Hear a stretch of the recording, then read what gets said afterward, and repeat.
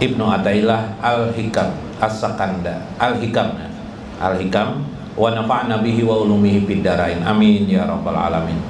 Mudah-mudahan melewati saluran Syekh Ibnu Athaillah kita mendapatkan berkah dari Allah Subhanahu wa taala, ruh kita tersambung kepada Sayyiduna wa Nabiyuna Muhammad, amin ya rabbal alamin. Tadi ulun keringat mengucapkan salam dan penghormatan kepada Habib Muhammad Al-Habsyi dan Habib Abdurrahman. Terima kasih atas kedatangan mereka. Mudah-mudahan mereka panjang umur, sehat afiat, terkabul hajat-hajat mereka, amin ya rabbal alamin. Dan kepada Ustadz Sofi dan Ustadz Amin yang melantunkan syair dan rombongan Maulid Ruhul Mustafa kalau salah namanya Ruhul Mustafa. Wah mantap namanya, Ruh Mustafa. Ruh orang yang terpilih Sayyidina Muhammad, subhanallah.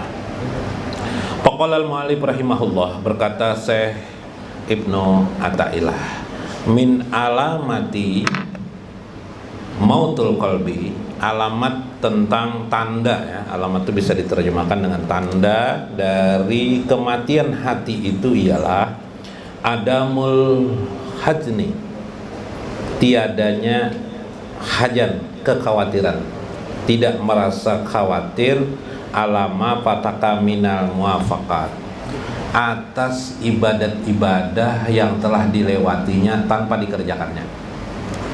Siapa ya?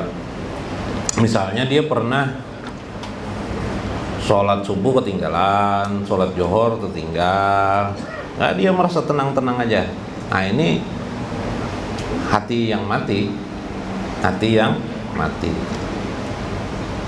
Orang berzikir kepada Allah, dia tidak berzikir, terlewat begitu aja, berarti hatinya mati.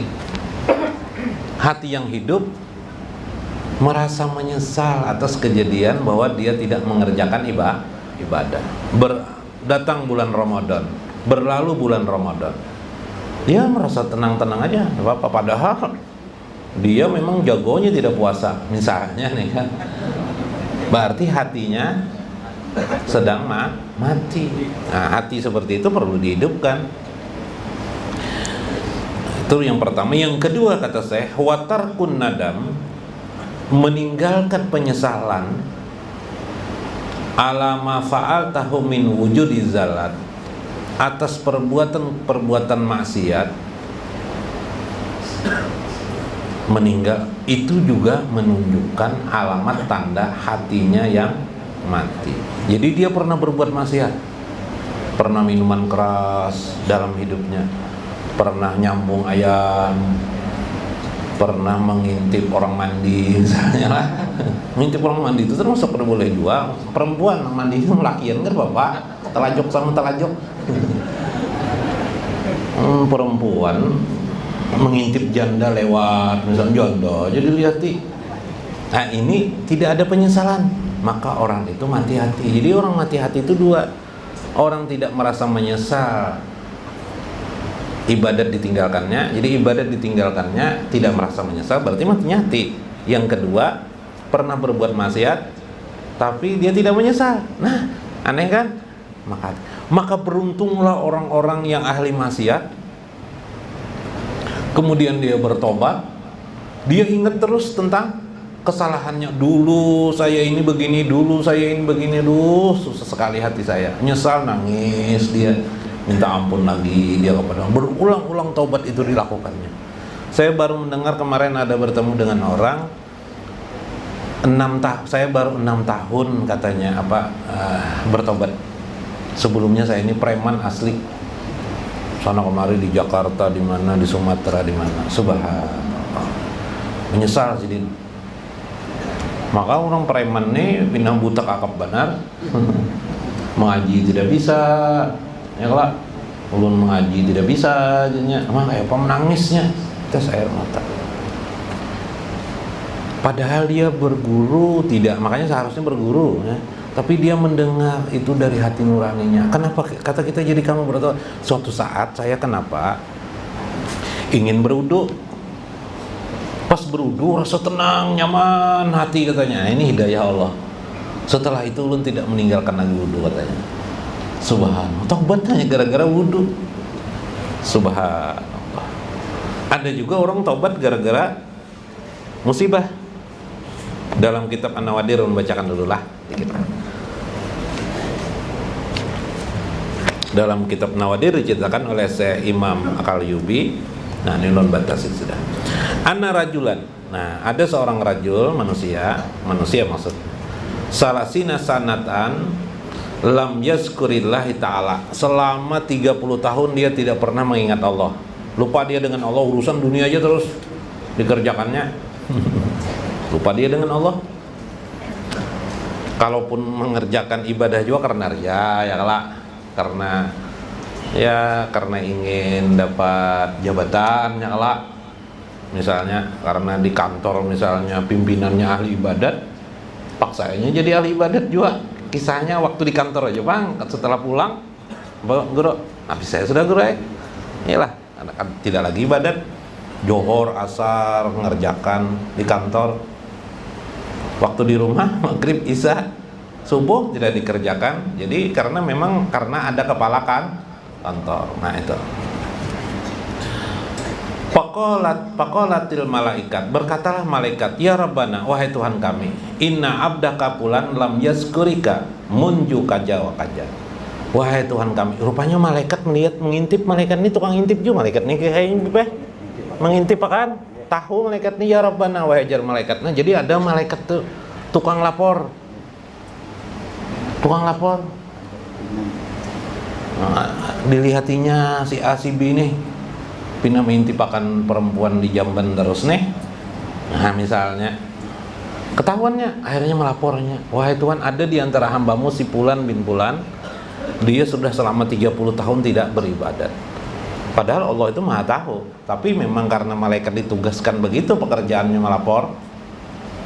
Ya begitulah malaikat. Kayak polisi juga disuruh pimpinan polisi tangkap, pimpinan polisi tangkap, polisi udah tahu tangkap, apakah ditangkap? Itu kan? Jadi malaikat itu seperti polisi juga. Habib Soleh. Pada Allah. Alkap. Pamnya alkap. Jadi. Tapadal Habib. Bagaimana itu? Faqala lahumullah, maka Allah Subhanahu wa taala berfirman kepada malaikat, Adamu zikrihi li annahu fi nikmati. Taulah wahai malaikat. Taulah engkau wahai malaikat. Tahukah engkau wahai malaikat, hambaku itu dia lupa kepadaku karena li nikmati, karena nikmatku. Paham lebihan lah. Kamu tahu lah malaikat, hambaku tuh si A itu, Fulan bin Fulan itu dia lupa kepadaku, tidak beribadah kepadaku karena itu persoalannya, karena dia terlalu banyak kuberikan nikmat kepadanya. Nah, jadi untung kita ya di antara dengan orang kaya kita di bawah mereka ya kan. Walau asabathu balwa la zikri. Nanti wahai malaikat, kalau sudah kuturunkan bencana, kesusahan atau bencana kepadanya, apakah penyakit, pasti dia akan mengingatku, kata Allah. Pak Amara Jibril, kemudian Allah memerintahkan Jibril ayaskina arakan min urukihi darabah bi amalihi. Lalu malaikat pun memutuskan di antara salah satu urat saraf daripada manusia itu. Misalnya apa ya, Pak Guru? Asam urat, asam urat aja gini lah, bengkak kakinya, asam urat misalnya. Penyakit kan? Apakah yang berhubungan dengan urat? Sakit. Lalu yang diucapkannya stroke atau stroke? Apa yang diucapkannya Guru? Bila Mbak sudah stroke, ya Allah, ya Allah, ya lah, tolonglah aku. Allahumma shfini ya Allah, sembuhkan aku ya Allah. Faqama ila rajul, kemudian faqamar rajulu yaqulu, maka si laki-laki itu akan berkata, ya Rabbi, ya Rabbi, ya Rabbi. Maka saat itu Allah berfirman kepadanya, labaika labaika abdi aina kunta fitil kalmadah. Apa ujar Tuhan? Labaika labaika, selamat datang wahai hambaku, kata Allah.